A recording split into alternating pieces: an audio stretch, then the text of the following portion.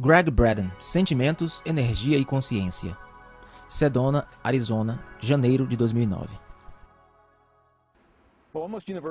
Quase universalmente, textos e tradições antigas têm nos lembrado que nós estamos conectados. Eles disseram que nós somos um, que nós fazemos parte do nosso mundo, que somos parte da Terra e das mudanças na Terra.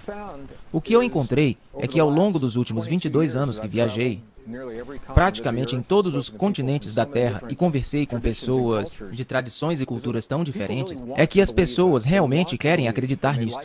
E elas gostam de acreditar que nós somos realmente conectados, mas elas precisam de uma razão para acreditar nisto. Nos últimos anos do século XX, e agora nos primeiros anos do início do século XXI, a ciência, agora, está nos dando aquela razão para uma mente lógica fazer a conexão para ver como nós estamos relacionados e como nós influenciamos o mundo. E como, honrando esta conexão através de nossos corações, nós literalmente temos o poder de influenciar os muitos campos deste planeta, que sustentam a vida no mundo, sustentam a saúde e a cura do bem-estar dos nossos corpos. E é tudo sobre os campos magnéticos da Terra. Onde isto realmente ficou em foco foi em torno dos eventos de 11 de setembro de 2001. Foi durante aquele tempo que os Estados Unidos tinham como que 2 satélites. Eles chamam de GOES, G-O-E-S. Eu creio que eles foram chamados assim. Um posicionado no hemisfério norte, um posicionado no hemisfério sul. E as funções destes satélites é medir os campos magnéticos da Terra e mandar de volta leituras a cada 30 minutos. E essas leituras normalmente abrangem uma certa extensão, mais datada, em que os cientistas estão relativamente acostumados a ver nela. Foi em setembro de 2001 que os cientistas começaram a ver algumas leituras que estavam fora do mapa, fora da escala, comparado aos que eles viram no passado. E eles disseram o que está acontecendo, o que poderia estar influenciando os campos magnéticos do planeta inteiro em tal grau que estávamos vendo estes picos grandes, que os nossos satélites estavam nos retornando. Nós nunca vimos isso antes. Eles colocaram em sobreposição os dados dos satélites com um calendário de dias e meses e juntamente observaram o que acharam. É que os picos estavam ocorrendo precisamente durante o momento do 11 de setembro de 2001. E ainda mais precisamente que o primeiro pico ocorreu 15 minutos depois que o primeiro avião atingiu a primeira torre do World Trade Center. Agora, o motivo pelo qual isto é tão importante para os nossos cientistas é porque, por 300 anos, a nossa ciência tem se baseado em 2 suposições falsas. A primeira suposição falsa é que tudo é separado de todo o resto, que o que acontece em um local não tem efeito algum em qualquer outro lugar, e se parece que tem efeito, é apenas uma coincidência. A segunda suposição falsa é que a nossa experiência interior, de pensamentos, sentimentos, emoções e crenças, não tem efeito algum no mundo além do alcance dos nossos corpos. Baseado nestas 2 suposições falsas, que têm sido aceitas por 300 anos pelos cientistas, eu admito o motivo que existiria uma desconexão. Quando eles estão olhando para os campos magnéticos da Terra, fazendo picos precisamente no momento em que as emoções humanas do planeta estão concentradas em um desastre, isto levou a uma série de estudos, e o resultado final destes estudos é que o que eles acharam é que as emoções humanas, especificamente os campos magnéticos, produzidos pelo coração humano durante certos tipos de emoções, que agora são documentados, se estendendo muito além dos nossos corpos, no mundo físico, e agora a tal ponto que os nossos satélites,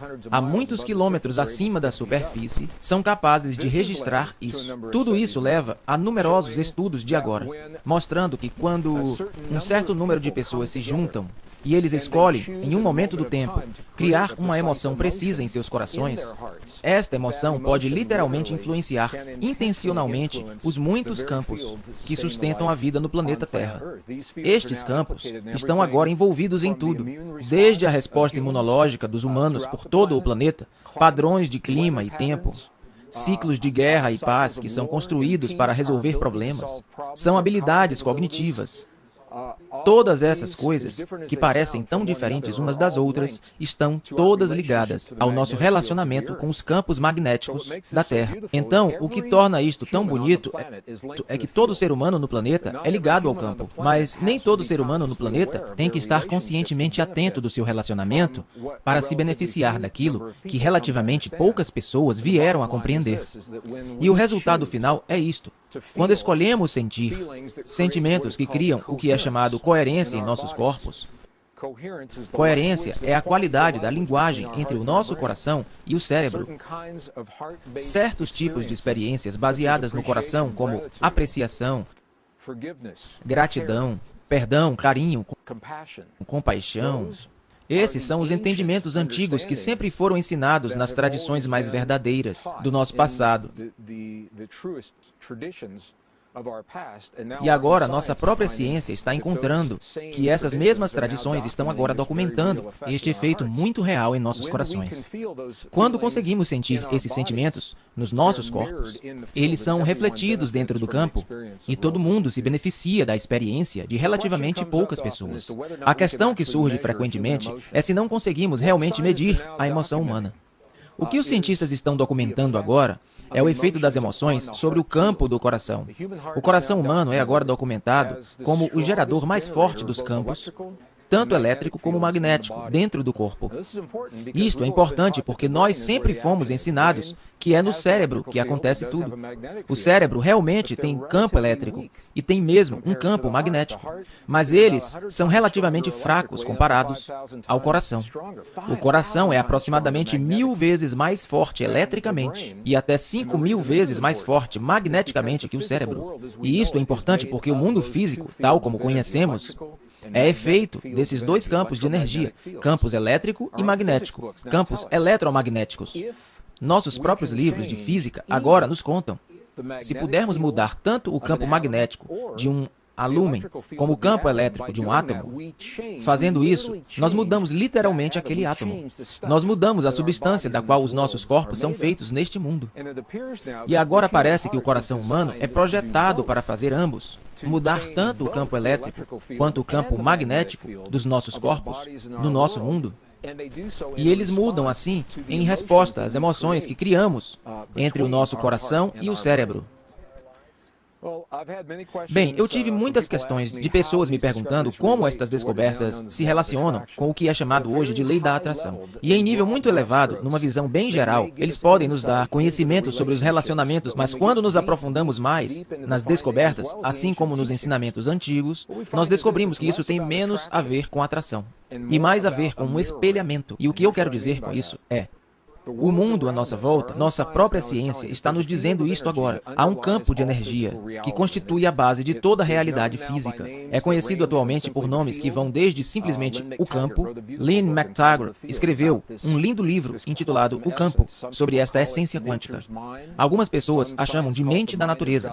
Alguns cientistas a chamam de mente de Deus. Alguns chamam de a matriz. Alguns chamam de matriz divina.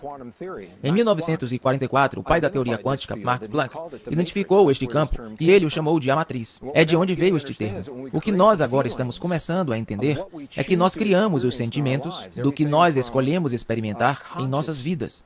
Tudo, desde escolhas conscientes do relacionamento perfeito, abundância nas nossas vidas, ou as curas no nosso corpo, as curas nos corpos daqueles que amamos, que estes sentimentos estão criando os padrões dos campos magnéticos e elétricos nos nossos corações, que estão literalmente reorganizando a substância desta sopa quântica, desta essência quântica, permitindo que o padrão daquilo que afirmamos nos nossos corações se manifeste pelo mundo afora.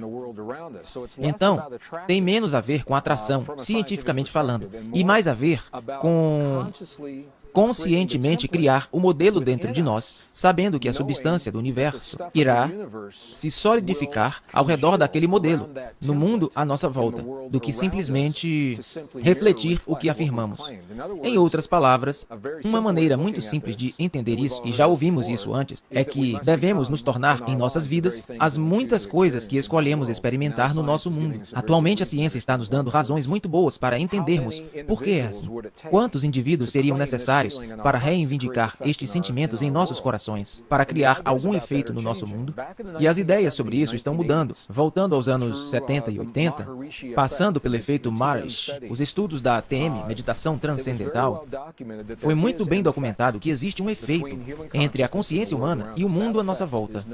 Este efeito é conhecido, mas o que nunca pode ser documentado foi precisamente o que estava acontecendo dentro do corpo do indivíduo para criar este efeito. E foi naquela época que a fórmula foi criada. E a fórmula simplesmente estabeleceu que se conseguimos criar este efeito com um certo número de pessoas, a raiz quadrada de 1% de uma dada população, então teremos o efeito.